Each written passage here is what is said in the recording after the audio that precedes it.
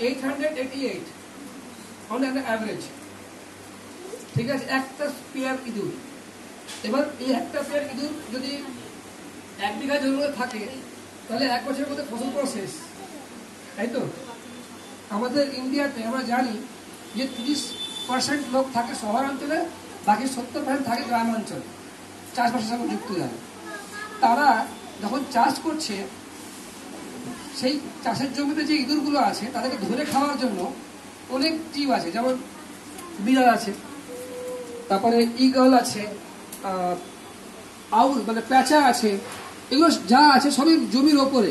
কিন্তু জমির তলাতে যে ইঁদুরগুলোকে নিধন করবে একমাত্র হচ্ছে এই সাপ। এই সাপ ছাড়া বা যে কোনো সাপ ছাড়া জমির তলায় গিয়ে ইঁদুর খাওয়ার মতো কোনো প্রাণী কি আছে? আছে কি? নেই তো।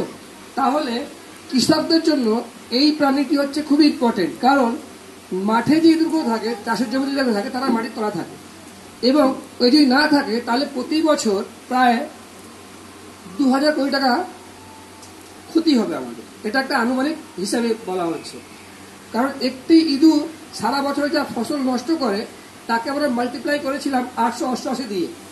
1 বিঘা জমিতে প্রায় 1 বছরে 2 কোটি টাকা সম্পত্তি বাঁচিয়ে দেয়।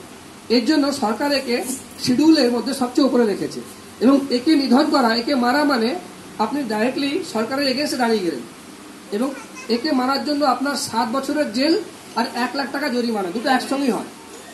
এটা মাথায় রাখবেন। যদি কেউ মেরে থাকে, আপনি যদি দেখেন, আপনি সঙ্গে সঙ্গে আপনার নিকটবর্তী থানায় খবর দিন, কারণ এই নিধন হয়ে গেলে আমরা কিন্তু আর আগামী দিনে ফসল খেতে পারবো না, বা খেতে পারলে যা পয়সা সেই পাবে, গরিব না খেয়ে মরে যাবে।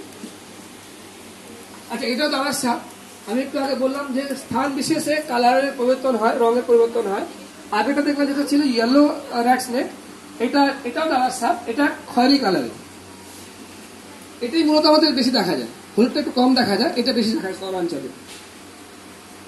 এটা হচ্ছে সবুজ দাঁড়াস, এটা জঙ্গলের ভেতর থাকে, জঙ্গলের ভেতরে যে গাছগুলো থাকে তার মধ্যে বেশি পাওয়া যায়।